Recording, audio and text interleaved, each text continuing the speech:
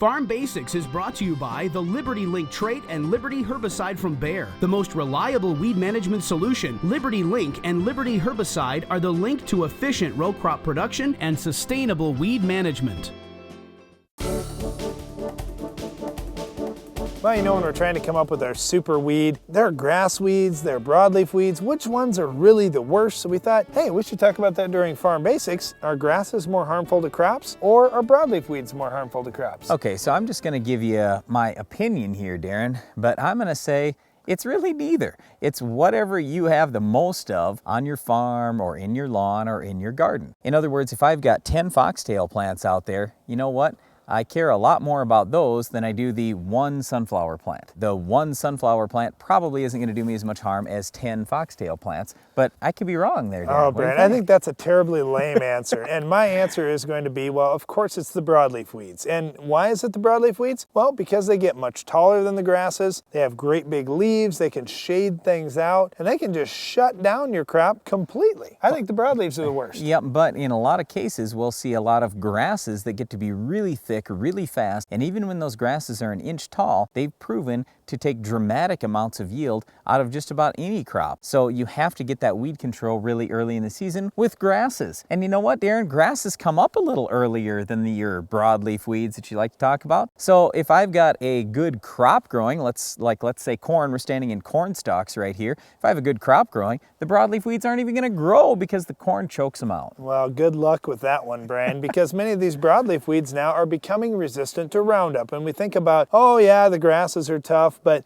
hey, look at the list of Roundup resistant weeds. Almost every one of them is a broadleaf, Brian. They're getting very difficult to control. The other thing with some of these broadleaf weeds, like Palmer amaranth, for example, you'll have a male plant and a female plant, and they get all kinds of cross-pollination. And wow, now all of a sudden you were able to control most of them with Roundup, but there's going to be a few of them out there that you can't. And now it's an ALS herbicide. Oh, guess what? That's not going to work for you. These broadleaf weeds are adaptable, Brian. That's why they're so tough. Oh man, I'm going to disagree with that, Darren. I mean, yes, the broadleaf weeds are a little bit adaptable, but let's talk about the grass weeds. They're very adaptable too. We've got perennial grasses for one. When you start talking about things like quackgrass and brome grass and some of the other perennials, I mean, you can have one plant and all of a sudden it's connected to 47,000 other plants that are in your field. And now we got a major disaster. 47,000, At least.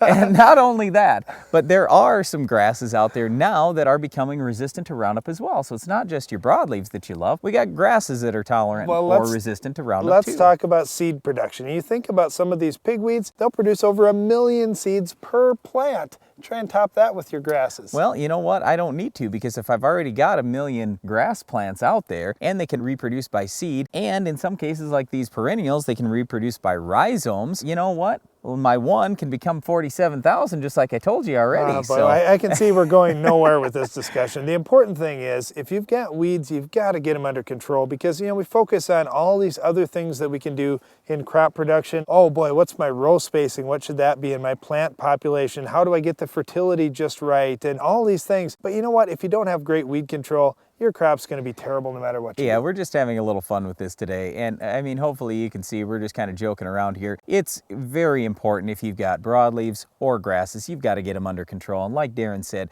you know, I talk to farmers all the time who say, well, what's the next new thing? What do we need to go to next? And I'm looking at, I got to look at the basics first. I want to make sure I have every single weed controlled on my farm. Otherwise, odds are pretty slim I'm going to have top yield. Well, the most important weed, Brian, for most farmers across the country is our superweed. Can you identify this week's superweed?